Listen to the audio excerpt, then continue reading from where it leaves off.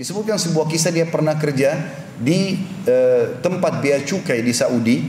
Kemudian dia termasuk orang yang selalu menolak sogok menyogok. Dia tidak mau sama sekali dibayar. Apa yang merupakan peraturan diikuti sama dia. Kalau enggak dibiarkan. Dia tidak berani untuk melanggar hukum Allah Subhanahu Wa Taala.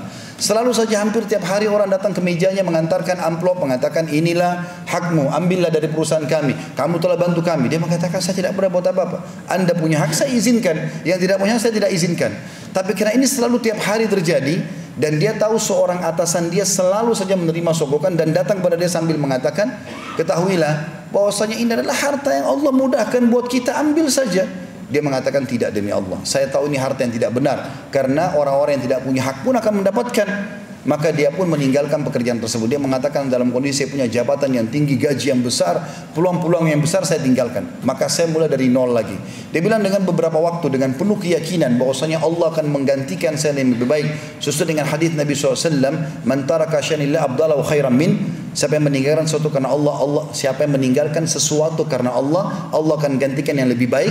Maka saya pun yakin. Beberapa waktu kemudian ada seseorang memberikan kepada saya tiba-tiba hadiah, seorang yang kaya, yang kenal saya dan saya berhenti kerja, dia tahu saya sekarang menganggur, memberikan saya sebuah kapal kecil yang saya gunakan untuk mengangkut barang-barang orang. Karena orang mengetahui dan mendengar kisah saya meninggalkan kantor karena tidak mau suap menyuap, maka akhirnya orang pada titipin barang karena tahu saya amanah. Sampai akhirnya beberapa waktu saya punya 2 kapal, 3 kapal, 4 kapal, sampai saya punya sekian banyak kapal dan orang makin mempercayakan barang-barangnya kepada saya. Satu waktu dia bilang, salah satu kapal saya mendabrak sebuah karang, kemudian pecah, rusaklah. Karena kapten kapalnya tertidur. Lalu ada kebetulan pada saat kasus terjadi, ada satu polisi yang datang, kemudian polisi di laut itu kemudian datang dan ingin menengahi permasalahan. Lalu saya mengatakan tidak perlu, saya sudah memaafkan orang ini. Maka polisi itu pun kaget, kenapa kok begitu mudah saya memaafkan. Lalu saya membacakan firman Allah SWT, wal afina anin nas, dan Allah suka dengan orang-orang yang memaafkan orang lain. Dan dia tidak sengaja dia tertidur. Maka polisi ini pun kagum gitu.